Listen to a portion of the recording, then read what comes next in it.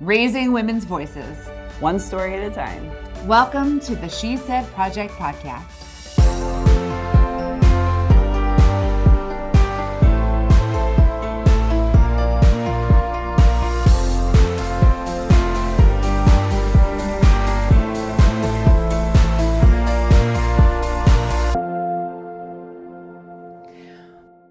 I'm thrilled to be here with you, our friends at the She Said Project, enjoying another episode of the She Said Project podcast, which means that my friend Kerry is here, which means that we're going to introduce you to another incredible woman who has shared an incredible story on the She Said stage. Kerry, are you ready?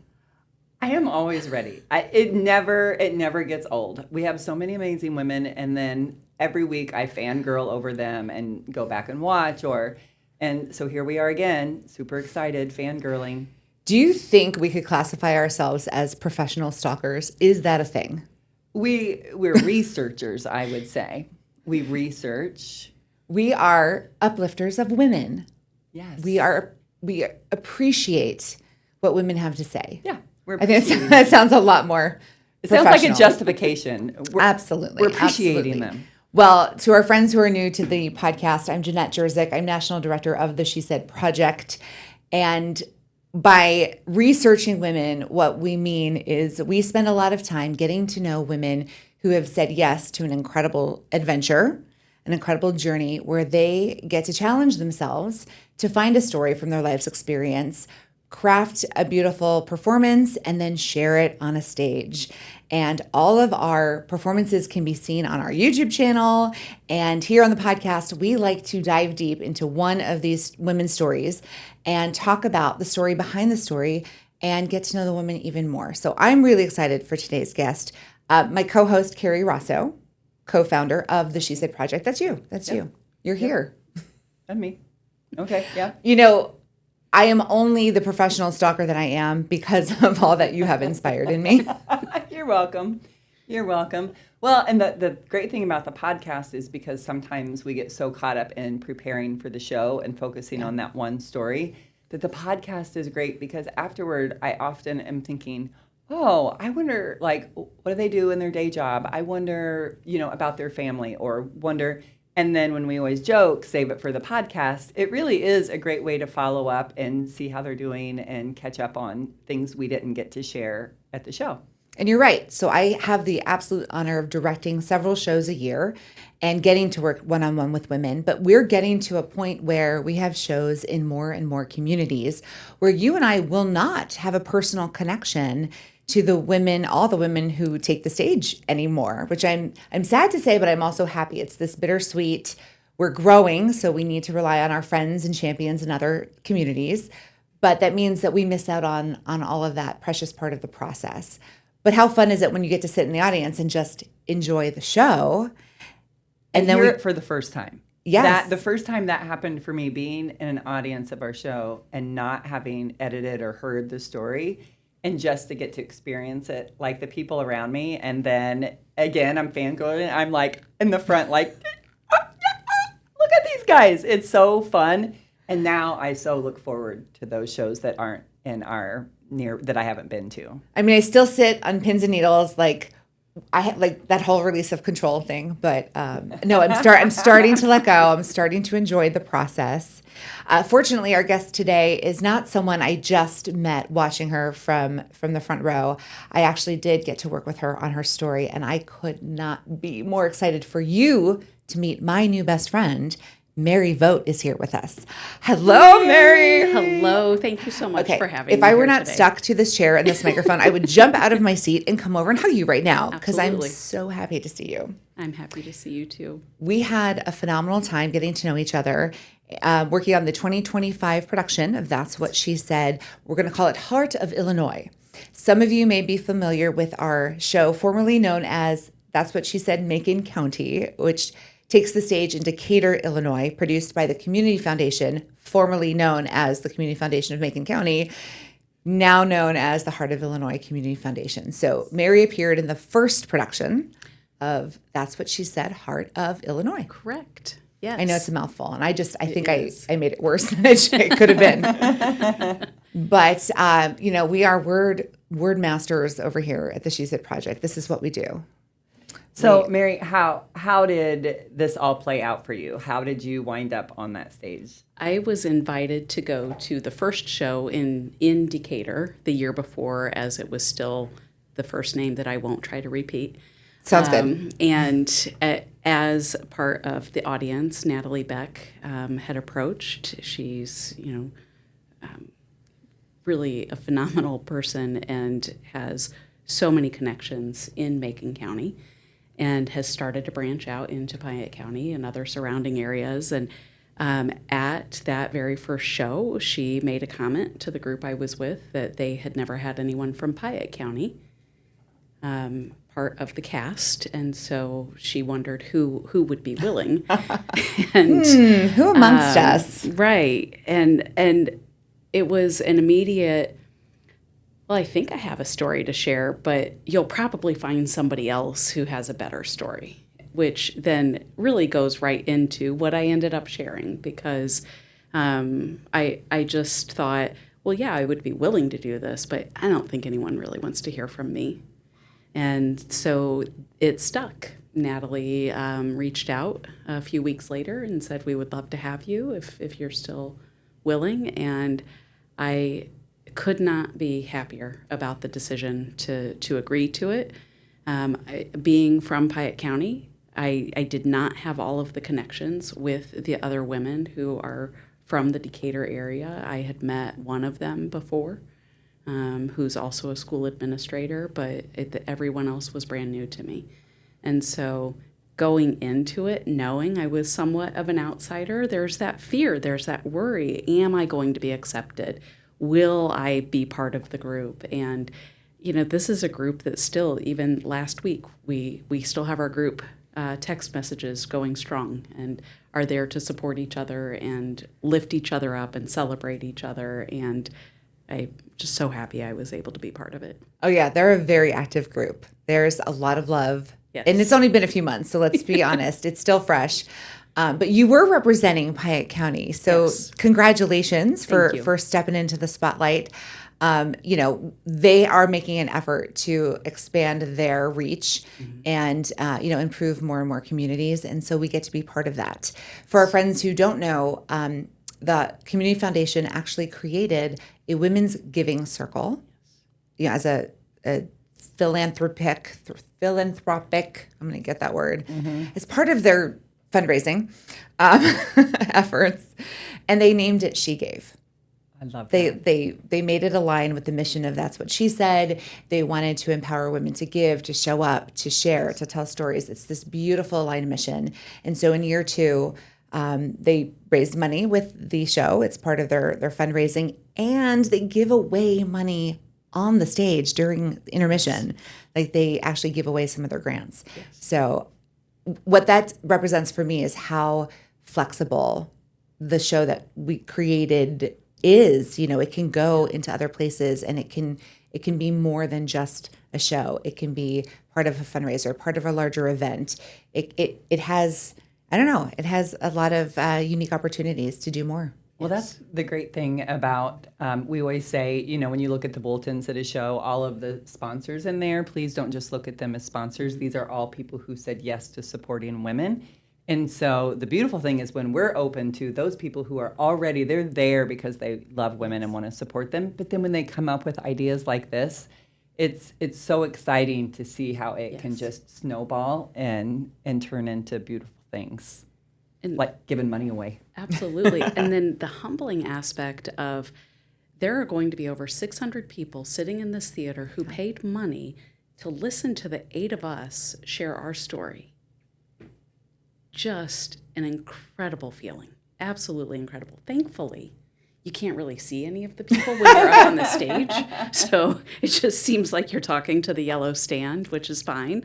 But yeah, just the fact that people would pay money to hear our story as a way for us to be part of the She Gave mission. Simply put, stories are a huge connector, Yes. right? And what we get to do is create a space for stories to stand out. we are so busy in our go lives. There's so much going on all the time. There's a huge intention behind coming to take time out of our busy schedules and to listen with compassion, with acceptance, and it builds community. Like that's such a trendy phrase, right? Build community. But what does that mean? I've witnessed, you may not have seen the 600 people, but I like to sneak out behind the wings, and we look out there, right? Like I'm out there with my camera taking pictures. So I have proof that there are so many people out in the audience laughing together, crying together, cheering you on. Yes. No one comes to a That's What She Said show with an expectation that, I'm going to hear some stupid stories tonight. And like, there's not an ounce of negative energy in that building. Like people it come just to occurred see. to me, I don't think we've ever been heckled. Only you. I mean, I've done some heckling. You're the loudest heckler in our audience usually. But other than me, nobody's heckling. No, That's there's new. been loud cheers. There's been, a lot of encouragement. Yes. And I think you'd agree that night was exactly that. So let's talk about you, Mary. Yes. You are from the very small but mighty community of Bement, Illinois. Bement, Illinois. Yes. Tell us about Bement. Bement has approximately 1,800 people. I have lived in Bement for just over a year. I've been the superintendent there this is my 4th year now. Cannot even believe how quickly that's gone.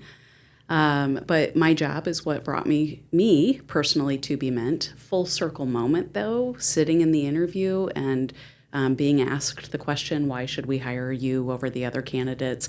I went ahead and pulled out my grandmother's 1933 autograph book from when she was a freshman at Bement High School. My great-grandparents moved to Bement from Ireland in the early 1900s. And then I have several extended family members who graduated from Bement High School.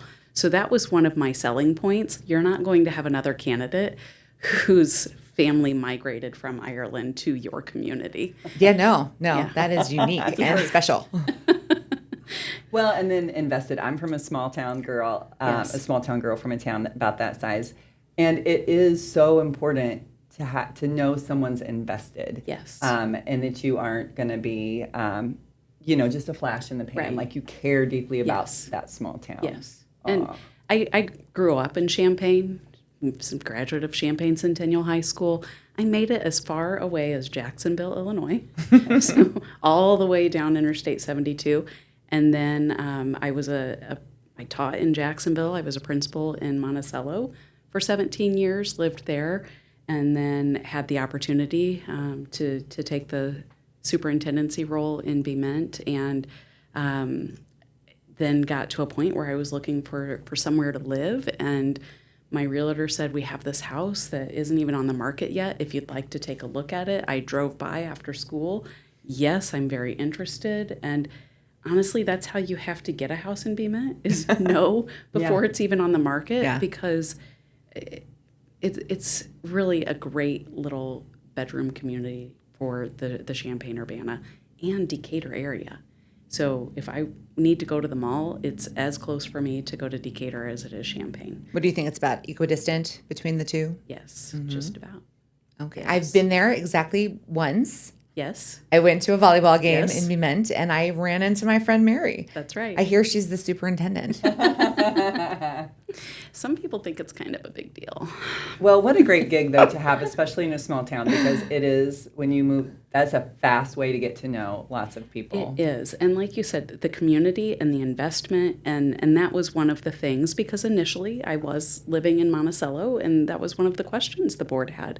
How are you going to be involved in the community? So immediately, I became part of the Lions Club, eating at the restaurants, and now living there, it's so natural. Being able to go for walks, and you wave at everyone. My daughter and I were walking yesterday, and she says, "Oh, I really like that house."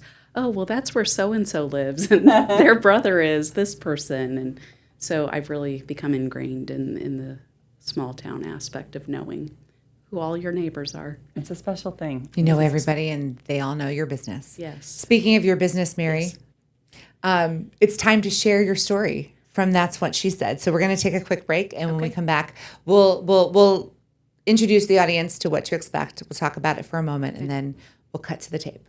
We'll be right back.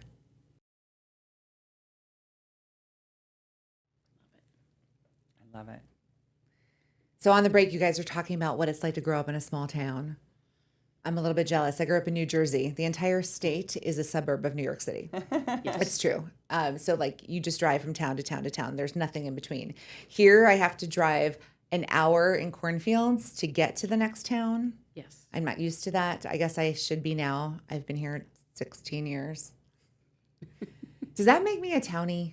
I don't know. I don't know if you have to like be raised here to be considered a townie. I've been here for 31 years and I feel like a townie, but I might just be pushing my way in. But I feel like a townie. And your kids are townies. My kids are townies. Once you've raised townies, Right. I think you get rights. Right. Do I get rights?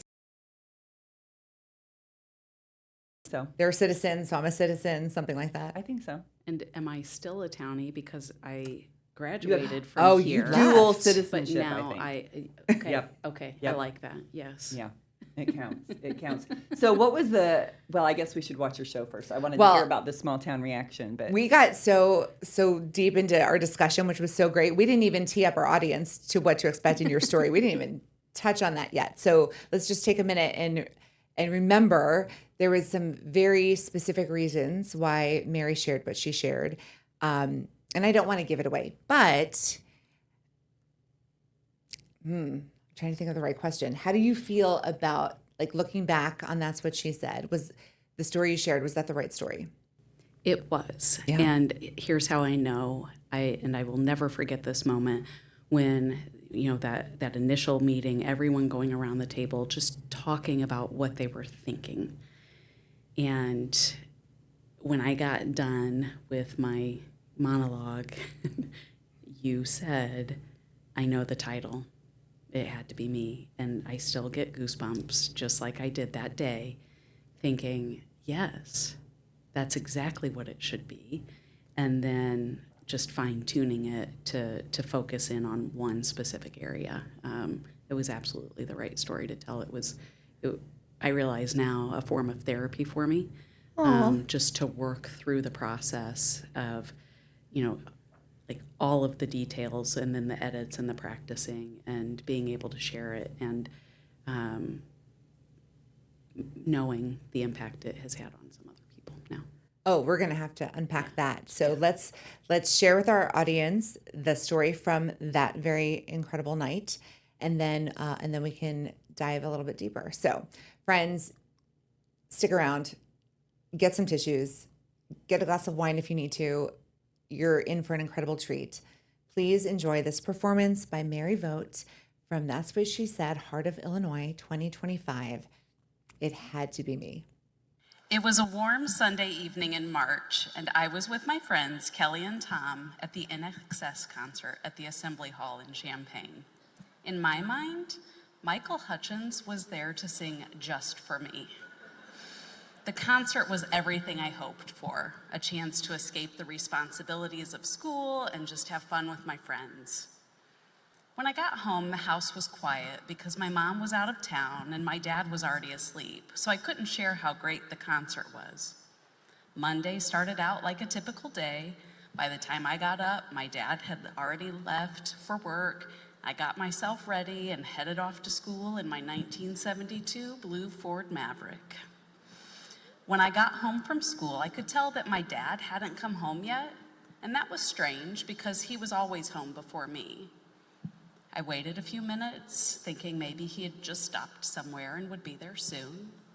After about an hour, I called his work and asked if he was still there, and they told me no, he had left at the same time he always did. After about another hour, I decided to call the local hospitals, thinking that maybe he'd been in an accident. No sign of him at the hospitals either. I knew I wouldn't be able to reach my mom because she was driving back from South Carolina, and this was long before cell phones. Eventually, I put myself to bed, never hearing from my dad that night. Early the next morning, I woke up when my mom, my Aunt Jane, and Uncle Kenny returned home from their trip. They woke me up. I remember crying to my mom, telling her that my dad had not come home and I didn't know where he was. Just then the phone rang, and my mom told me to go ahead and answer it, but if it was my dad, not to tell him that she was home yet. Well, it was him, and his first question was to ask if my mom was home yet. I told him no, while staring at my mom in complete confusion. Now my mom was crying. I had to get ready for school. It was a terrible day, filled with uncertainty and anger at both of my parents for putting me in the middle of whatever was going on. When I got home later, my dad's car was in the driveway. I walked in, and my parents were sitting in the living room, and I asked my dad where he had been the night before, and felt my stomach drop when he responded that he had stayed at his new apartment. I knew my parents hadn't always been happy, but it never occurred to me that they would actually separate. My dad made it clear to me that he had wanted out for quite some time, but he chose not to move out until after my 18th birthday, so he wouldn't have to pay child support. I had turned 18 just a few months prior, and I'm the youngest of his 4 daughters. Suddenly, so much became clear. My dad had been miserable for years, making my mom equally miserable. And why? Well, it had to be me. I was the reason they suffered, and I've known that my whole life, from the time I was born. See, my dad had been married before and had a daughter, my half-sister Leah. After that marriage ended, he married my mom, and they had a daughter, my sister Dawn. And then after Dawn was born, my mom was told that she shouldn't have any more children. She had been born with a hole in her heart, and the doctor said that another pregnancy could be life-ending. Well, my mom was not going to stop at one pregnancy, so she opted to have open heart surgery to repair her heart. 3 years later, my sister Denise was born, but my mom and dad really wanted a son. So they decided to try one more time to have another baby. And when Denise was just 4 months old, they got the news that they were pregnant. And the doctor shared that the baby was a boy, and they were so happy. My mom's mother was so excited that she bought an orange Tonka dump truck for the grandson to be months before my mom's due date. Then on December 29th, 1972, my mom went into labor. The story goes that she almost didn't make it to the hospital in time. She and my dad welcomed their baby into the world at 12:25 p.m. His name was supposed to be Mark, and the baby boy clothes were washed and ready. But the joy they felt in anticipation of their baby boy drained when I was the one who was born that day. Their 4th daughter. Why? Well, it had to be me.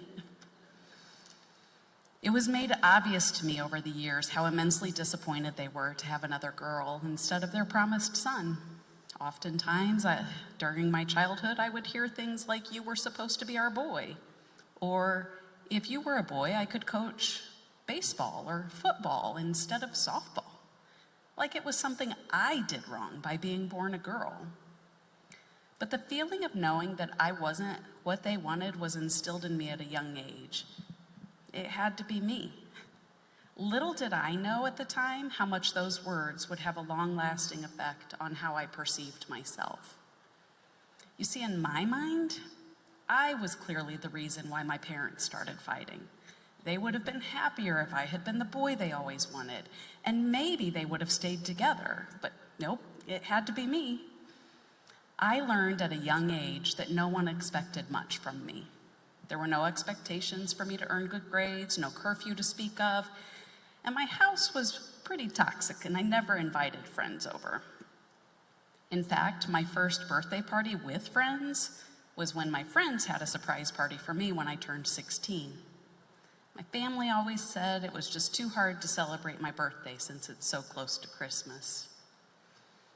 It wasn't until my junior year when my high school guidance counselor sat down with me to ask what I wanted to do after high school that I even realized I could do something more than just exist as the disappointment, the problem. She encouraged me to become a teacher. I was incredibly doubtful that it would matter, but she helped me fill out college applications and explained that I would qualify for financial aid. That was the first time in my life I felt like I had any power to make choices about my future. It had to be me. I had to be the one to set expectations for myself. If I was going to have more in my life, then it had to be me to make it happen.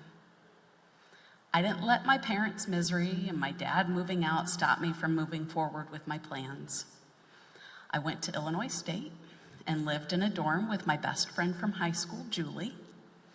Julie and I defied the odds and not only stayed friends while living with each other, but we're still friends today, and she made the few-hour trip down to support me here tonight.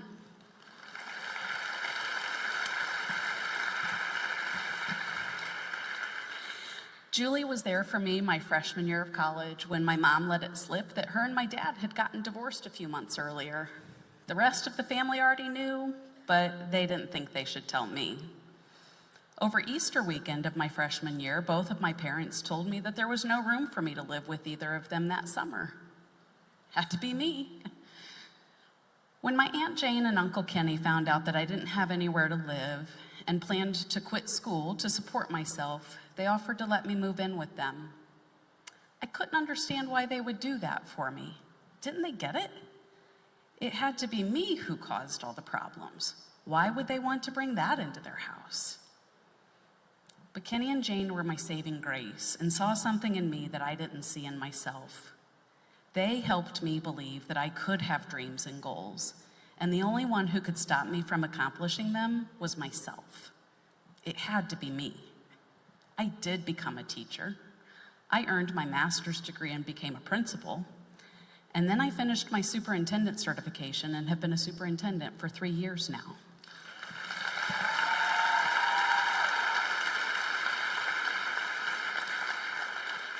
It had to be me all along. When I realized that everything I needed to not just survive, but to thrive was already inside me, I found the path to my own success because it had to be me. My experiences are the reason why I am who I am. I do not use my experiences as excuses to give up. My daughter Macy is 22 and Katie is 21, and they both know that they are loved and cherished for being exactly who they are. And you know who made sure of that? It had to be me.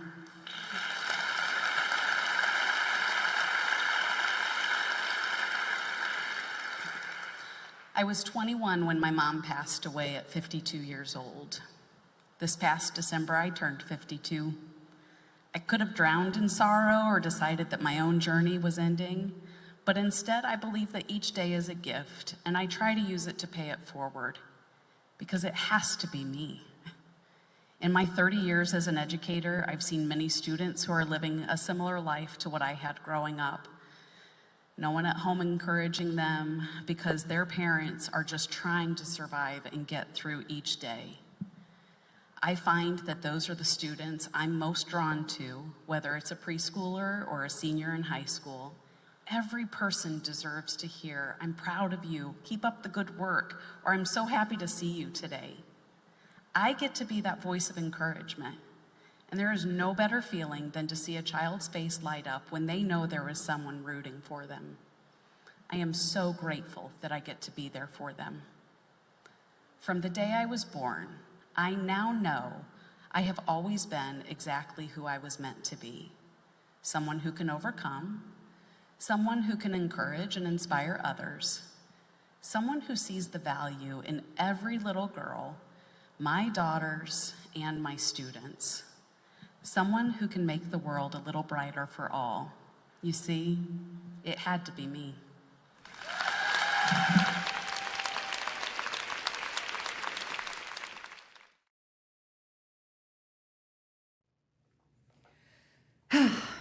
It had to be you. I love it. How's it feel watching it? Have you watched it since? The only time I watched it was at the cast Our party. cast party, Yeah. which was pretty special. It was. But no, I I didn't realize how emotional I would be watching it again. So, Well, I'm sure those words echo in your mind often yes. because they were perfectly placed. You know, there was a very intentional arc to your story Yes. when we discovered all of the things that you believed Yes. about your upbringing and about how your family viewed you. And instead of drowning in that, you used it as fuel Yes. to forge your own fire and your own path. Yes. And here you are today. Here I am today. And I feel sometimes like my motivation is almost like a do-over for my mom. My mom had a difficult childhood. My mom and dad didn't have a great marriage, but they tried to stick it out. I mean, ish, at least till I turned 18 and wouldn't cost my dad anything. Anyhow, he and I talked about that later. But in my marriage, I remember thinking, am I going to be like my mom and just try to stick this out? Or am I going to stand up for myself and my kids? And I chose myself and my kids, and I don't regret that at all. Since the show, I've had an opportunity to talk with my oldest and just apologize for some of the things that the two of them witnessed and saw, because I thought the right thing was to sacrifice us and our happiness. Because, you know, in a marriage, you don't give up. You just keep trying. You keep trying. And looking back, I wish I would have stood up for us earlier. But I also know everything has happened exactly the way it needed to happen for us to be where we are now. Right. And both of them are just so cognizant and aware of who they are as people and what they need as people. And I believe that's because of the journey we went on. And I do feel like it's, you know, a nod to my mom that I didn't stay with something that was going to take all of us down just a darker, miserable path. And so just trying to honor her and live a happy life that, you know, dying at 52, she didn't get a chance to move on and find that happiness. So She didn't get her next chapter. she didn't. But you're right. You're living it. Yes. And you made the harder choice, but it made you stronger. Yes. And I know you have an incredible relationship with your daughters. Yes. And they were both there that night. Am I They right? were. Yes. And I know they both had a significant reaction to you sharing that story. They did. And, you know, along with them, my best friend, Julie, and, you know, Kenny and Jane, who I lived with, I had an extremely close relationship with their two children, Tina and John. You know, sadly, Tina had a brain tumor and passed away in 2017. And Jane had breast cancer, passed away in 2018. So, I mean, Jane was my absolute best friend. Losing her impacted Macy and Katie and I all tremendously.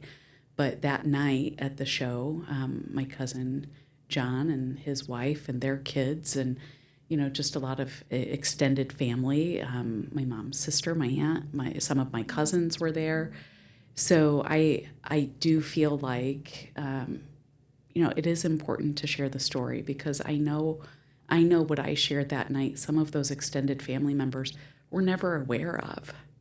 And, you know, because what do we do best? We hide what happens behind closed doors, and out in public we pretend everything's just fine.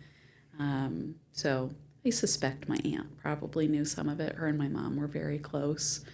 But, yeah, I think it was a good opportunity. It was surprising to me that some other family members were more concerned about if I was going to talk about them during my story, and trying to reiterate and reassure that this is my story, this is my version. I'm not here to talk about you.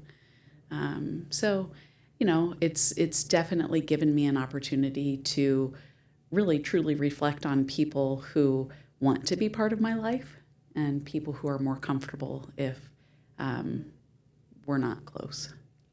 How do you like that for cryptic? Well, I think it's interesting that, through your story, it sort of made me think of the old Mr. Rogers quote, "Find the helpers," and that there were these beautiful people placed along your path, from your guidance counselor to people who opened their home. And I think it's so interesting that now you found a path in life that now then you became the helper to so many others. Yes. It all kind of loops around. Yes. And a boundary I've established for myself is I can be a helper without being an enabler. Yeah. And that is something I feel like my parents were enablers for some of the things that happened with my sisters and I growing up. And I have realized I can be a helper, but I don't have to be an enabler. And if I choose not to, be part of situations, it's not because I don't love you or don't care about you. It's because I'm choosing not to enable the situation. How incredibly mature of you. No, that's beautiful insight.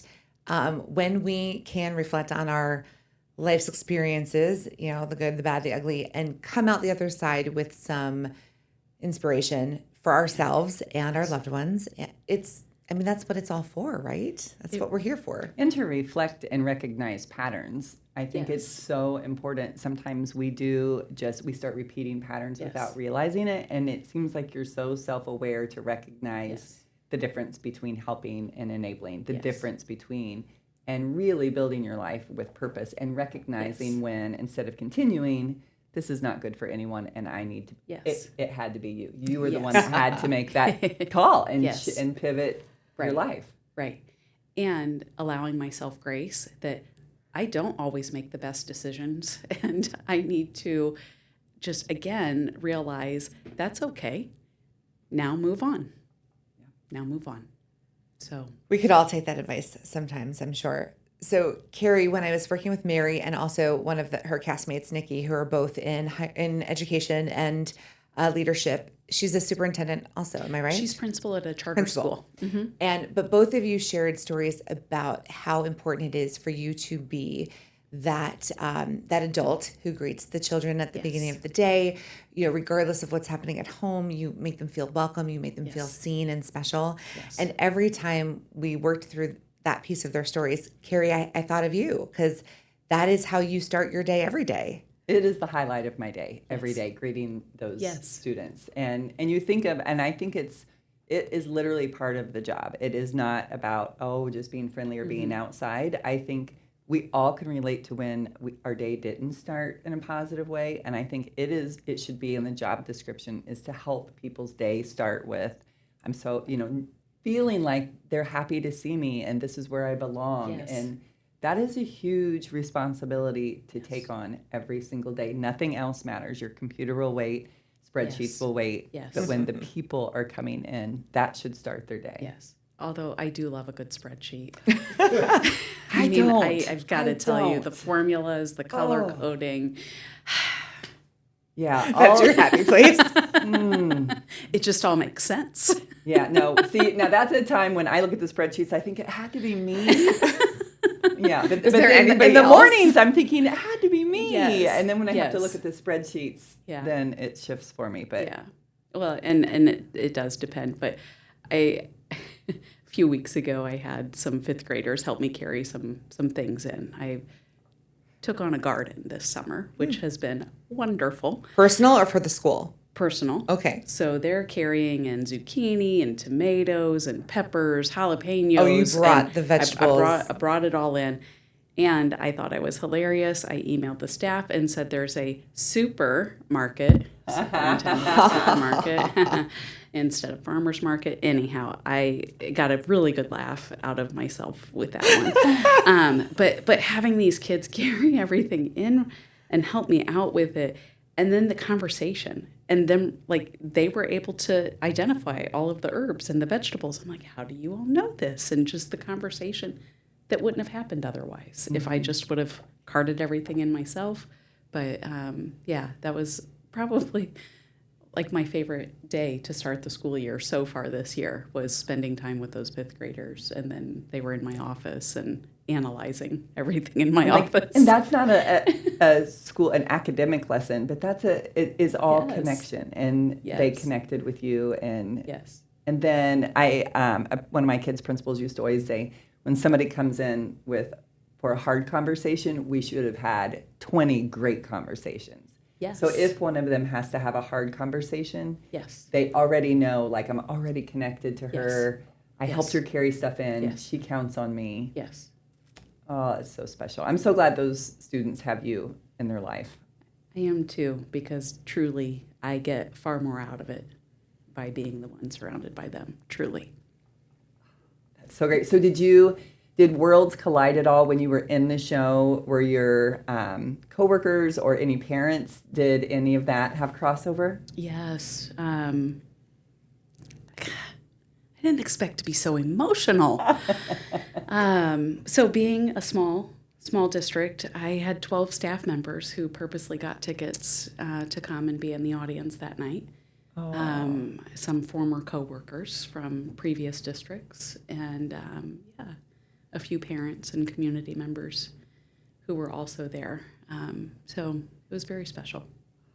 Well, you were representing Piatt County. They had to show up. Yes. Miss Piatt County. Yes. Was it great that they were there to support me? Absolutely.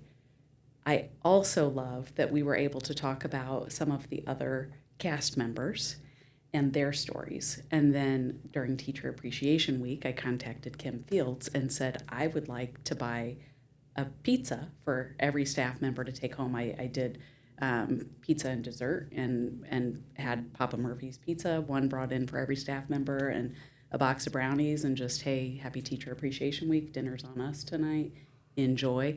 I know some of them, they're not going to feed their whole family on one pizza, but at least it got them started.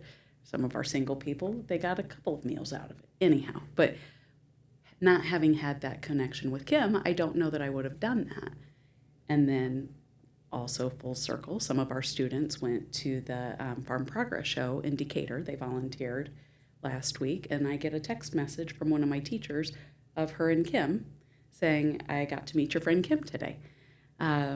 So I love that my staff and those friends also got to hear the other 7 stories. And now there's more people that they know and recognize, on the main streets of Decatur when they're out and about, but they can find connection wherever they go. Yes. So we're going to take a quick break, and then when we come back, we're going to get to know Mary Vogt a little bit more.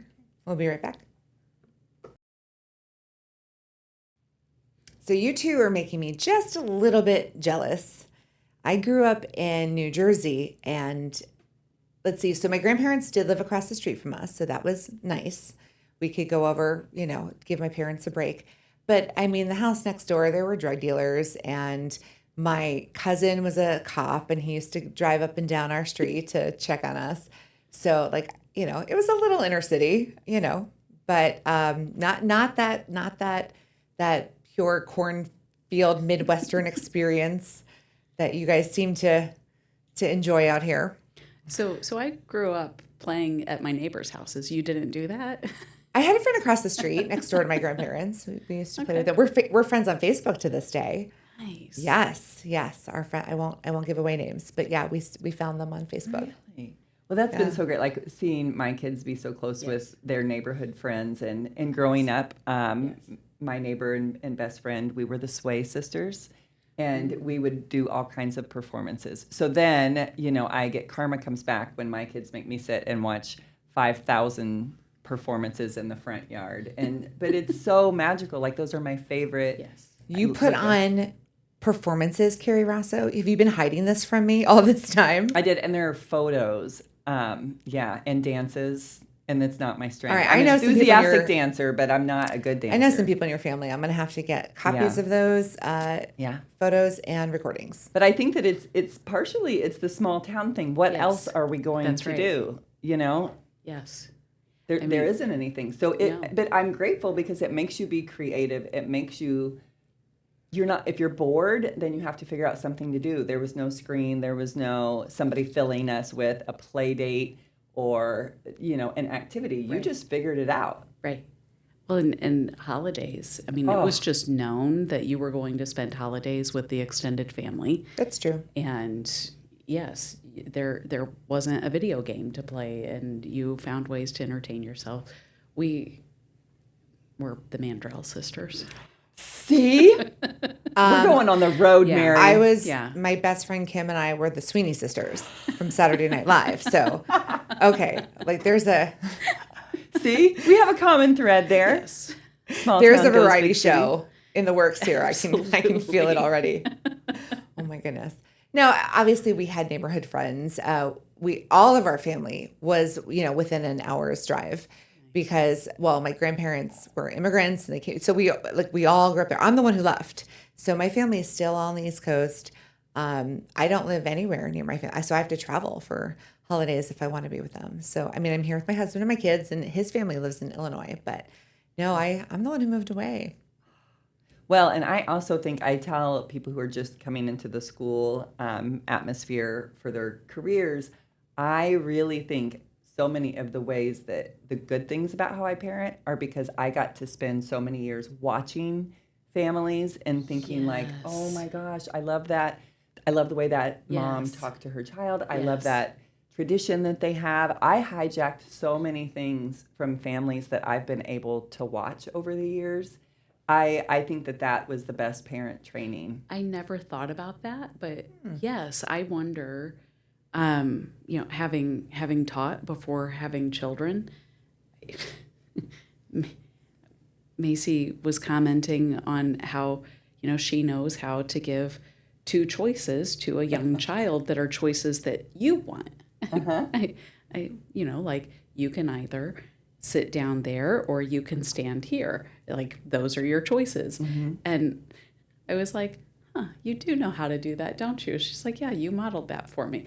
But I learned it from watching parents as I was a teacher. Like, here is how you handle this child, because who knows their child better than the parents? They are the expert. And then you think if every year you get 20 students, that's 20 personalities, 20 different family dynamics, and you really get to just sort of take notes like, that's a great trick, and you're putting all that in your back pocket for all those years. Yeah. And then obviously you're so close with your girls, and it's a great benefit of the gig. Yes.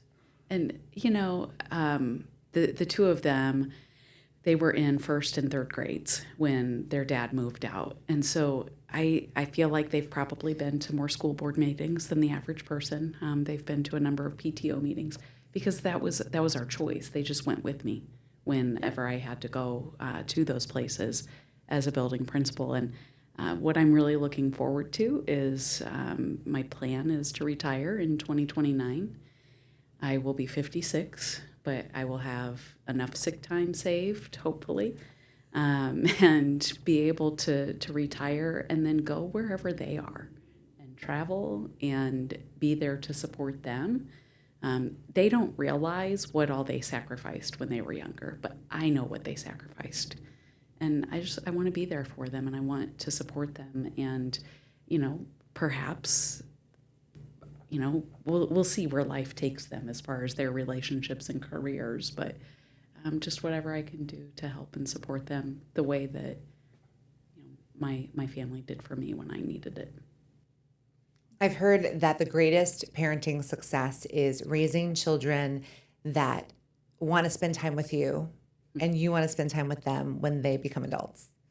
And so I'd have to say that's exactly the direction you're headed, is you've created these young women who you want to be an active participant in their lives. And that's I mean, if anyone is listening, that's incredible gift. It really is. And where are they today and how are they doing? Macy graduated from Purdue last December, and the plan a year ago had been that she was never moving back home. And then when she graduated and realized that if she were to move where her boyfriend is going to grad school, she would have to pay rent and buy groceries and, have all adulting. Right, yes.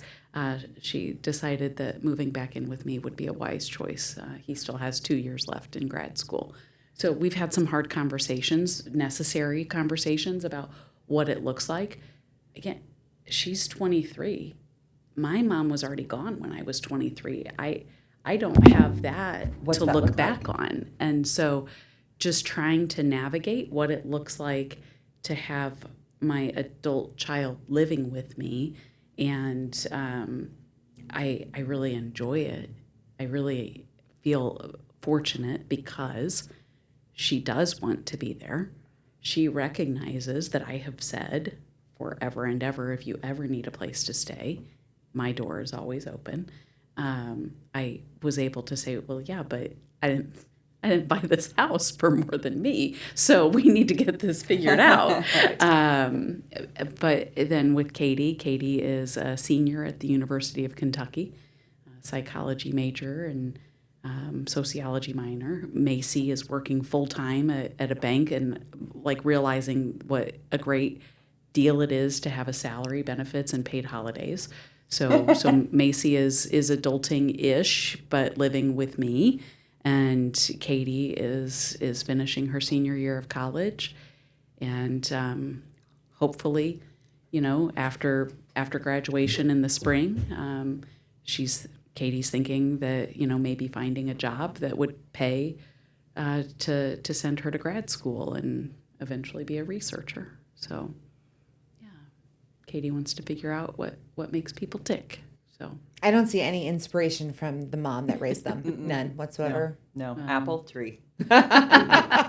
Well, and to be fair, Macy's major was applied statistics, she loves a good spreadsheet as well. So she's better at them than I am. Wow, that's just awesome. Yes.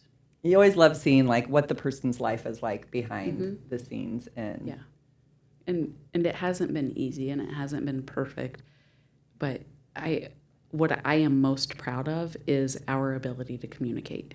Our ability to say, I know you might not want to hear this, and this is my opinion, and you can do with it what you will.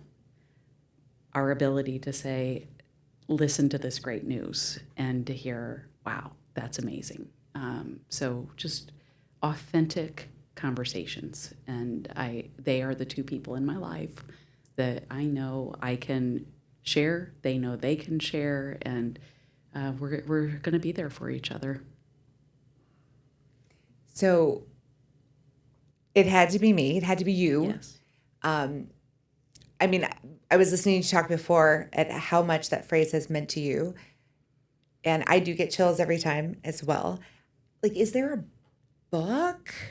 Is there another chapter? Is there another story? Like, I want more. You're not the first person who's said that to me.